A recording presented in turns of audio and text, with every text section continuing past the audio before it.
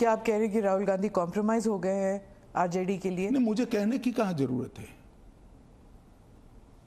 उनके दो चीजों को वो कैसे जस्टिफाई करेंगे? मैंने तो आज पूछ लिया, आप इनका इंटरव्यू कर कर पूछ लो उनको। तो आपकी जो एनडीए के जो पार्टीज हैं, क्या वो सब सहमत है इस जी सर, बिल को लेकर? सब चंद्रबाबू नायडू, नीतीश कुमार, सब सहमत है। सब आप पर इस मॉनसून सेशन में वो इतने आगे तो नहीं आए आपको डिफेंड करने के लिए, आप अकेले नजर आए। नहीं, आगे आने का मौका ही नहीं आया, बहस ही नहीं होने दी।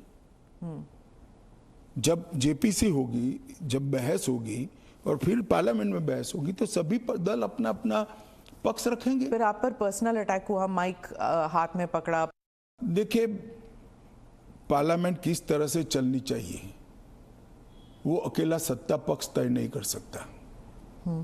किसी भी बिल के लिए या संवैधानिक संशोधन के लिए स्वस्थ बहस का वातावरण अगर विपक्ष नहीं बनाता है तो देश की जनता देख रही है कि पद्धति ठीक है क्या। इस बिल पर जब तय था कि बिल अभी पारित नहीं होना है, जेपीसी में जाना है, मैंने बीच में ही खड़े होकर इसकी घोषणा कर दी थी, तो विपक्ष इस बिल पर अपना विचार रख सकता था या नहीं रख सकता, मुझे जवाब देना पड़ता। फिर तो बिल जाता जेपीसी में, उस दिन पास नहीं होना था। मैंने पहले ही घोषणा कर दी थी कि इस बिल को सरकार ने तय किया है कि ये जेपीसी में जाएगा, दोनों सदन का जेपीसी बनेगा, 21 सदस्य लोकसभा के होंगे, 10 सदस्य राज्यसभा के होंगे, 31 सदस्य प्रोरेटा सभी दलों से आएंगे। क्या ये बिल पास हो जाएगा? मुझे तो विश्वास है हो जाएगा। कांग्रेस पार्टी में ही और विपक्ष में ही कई लोग ऐसे निकलेंगे जो मोरालिटी का सपोर्ट करेंगे, मॉरल ग्राउंड को बनाए रखने के लिए सपोर्ट करेंगे। और फ्रेम है ये जेपीसी के अध्यक्ष जो बनेंगे उस पर निर्भर होगा। वो जब चर्चा समाप्त करेंगे तुरंत हम तो अगले सप्ताह में ले आएंगे। ऑपोजिशन कहती है कि जो पार्लियामेंट के अंदर सीआईएसएफ को लगाया गया है, इसकी वजह से लेजिटिमेट प्रोटेस्ट नहीं हो पा रहे और वो फोर्सिबली लोगों को बाहर किया जाता है जब प्रोटेस्ट करते हैं तो वेल ऑफ द हाउस से। पहली एक बात की स्पष्टता आप समझ लीजिए, पार्लियामेंट के अंदर कोई भी फोर्स पार्लियामेंट की और गृह के अंदर सदन की सुरक्षा में वो स्पीकर के अधीन होती है। इसमें फोर्स का महत्व नहीं होता है। पहले भी दिल्ली पुलिस के जवान थे, अब सीआईएसएफ मार्शल्स थे ना पहले। तो वही मार्शल्स होते हैं, आज भी मार्शल्स ही है। वो जैसे ही संसद की सुरक्षा विंग में आते हैं वो सीआईएसएफ या दिल्ली पुलिस के जवान नहीं रहते, वो मार्शल माने जाते हैं और वो स्पीकर के तहत होते हैं।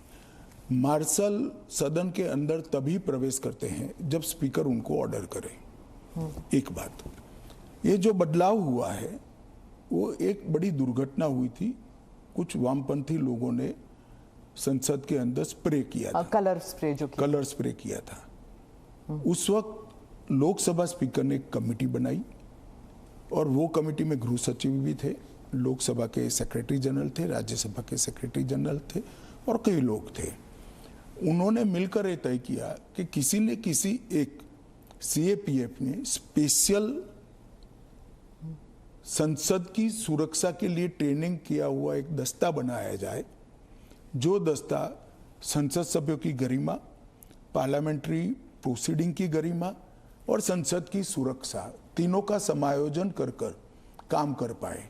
और तब यह तय हुआ कि सीआईएसएफ के अंदर पार्लियामेंट की सुरक्षा के लिए एक स्पेशल दस्ता बनाया जाएगा।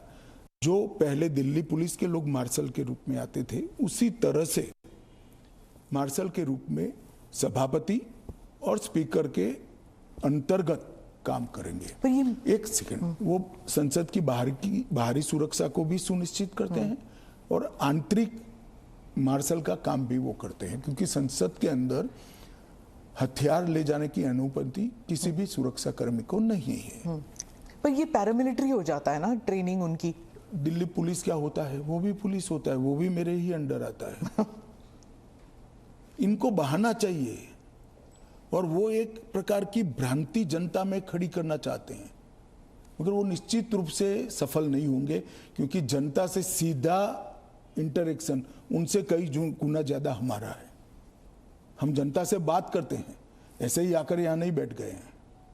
मगर 3 चुनाव हारने के बाद मुझे लगता है फ्रस्ट्रेशन का जो लेवल है वो सामान्य विचार विवेक जो होता है वो गवा बैठा है। पर वो राहुल गांधी कहते हैं कि लोगों के बीच तो वो जाते हैं, ट्रक ड्राइवर के बीच जाते हैं, खेतों में वो चाह रहे हैं, आप लोग तो नहीं जाते हैं। ऐसा है कि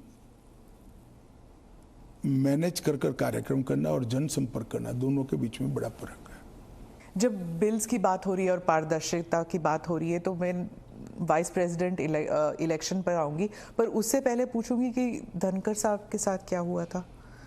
उन्होंने आपने प्रेशर डाला था उन पर रेजिग्नेशन के लिए? नहीं, मुझे लगता है ANI ने रिसर्च विंग बंद कर दिया है। धनखड़ साहब का इस्तीफे का पत्र स्वयं स्पष्ट है। इन्होंने अपने आरोग्य का हवाला देते हुए इस्तीफा दिया है, स्वास्थ्य का हवाला देते हुए, और उन्होंने सरकार के मंत्री, प्रधानमंत्री और सभी सदस्यों का हृदय से उनके अच्छे कार्यकाल के लिए धन्यवाद किया है। पर विपक्ष और सभी पूछ रहे, मीडिया भी पूछ रही है कि वो है कहाँ, हाउस अरेस्ट पे है कि ऐसा क्या? है कि सच और झूठ की व्याख्या आपने शायद विपक्ष क्या कहता है इसको बना ली। पर काफी सारे बैकग्राउंड इंफॉर्मेशन तो बाहर निकल रहा था ना कि वो कुछ ट्राई कर रहे थे। ये भी बात निकल रही है कि शायद कू कर रहे थे। कौन? धनखड़ जी। नहीं, ऐसी कोई बात नहीं है जी। इसमें बात का बतंकर नहीं बनाना चाहिए। धनखड़ जी संवैधानिक पद पर बैठे, अपने कार्यकाल में उन्होंने संविधान के हिसाब से अच्छा काम किया जी। इनकी निजी स्वास्थ्य की समस्या के कारण इन्होंने इस्तीफा दिया है। हाँ। इसको ज्यादा खींचकर कुछ ढूंढने का प्रयास नहीं करना चाहिए। देखिए, देश में बहुत सारी पॉजिटिव स्टोरीज हैं, हमेशा इस तरह की स्टोरी के पीछे नहीं लगना।